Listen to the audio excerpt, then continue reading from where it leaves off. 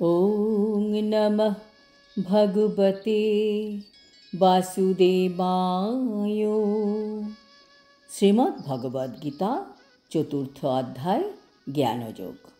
हरे कृष्णा। आज आमरा ज्ञानयोगेर 37 নম্বর শ্লোকটি শুনব।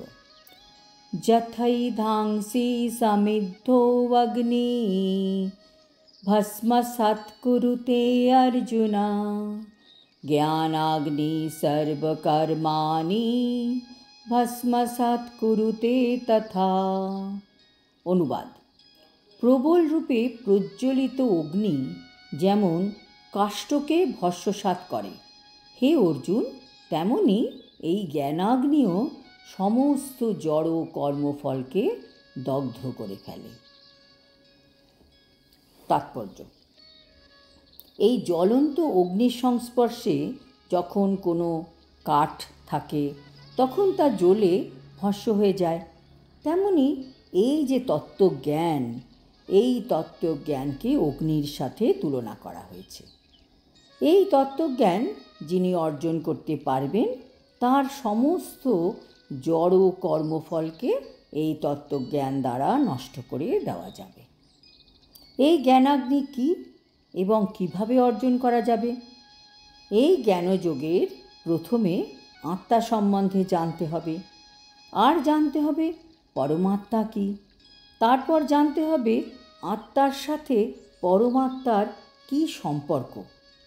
যখন মানুষের মধ্যে এই প্রশ্ন আসবে যে আমি কে, ভগবান কে এবং ভগবানের সাথে আমার কী সম্পর্ক, ভক্তিযোগে যখন আমরা জানতে পারব ভগবানের সাথে আমার কী সম্পর্ক, তখন আমরা বুঝতে পারব যে তিনিই হচ্ছেন পরমেশ্বর, আর আমাদের কাজ হচ্ছে তার সেবা করা।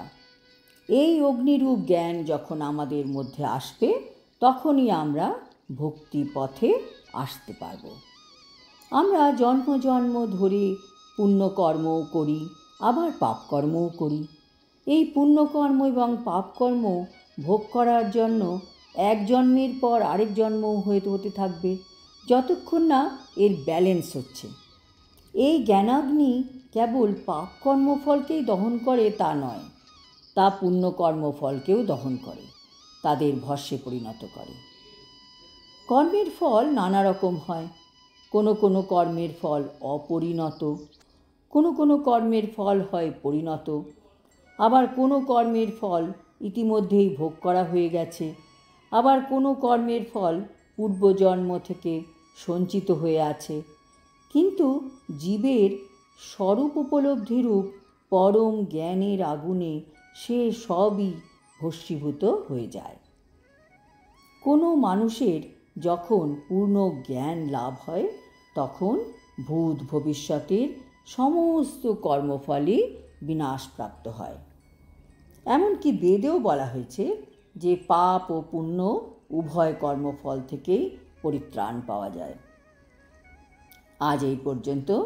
আগামী শ্লোকে আমরা জানতে পারব এই ভগবত ভক্তি দ্বারা কিভাবে আত্মার শান্তি লাভ হয়। হরি ওম তৎসৎ। হরে কৃষ্ণ।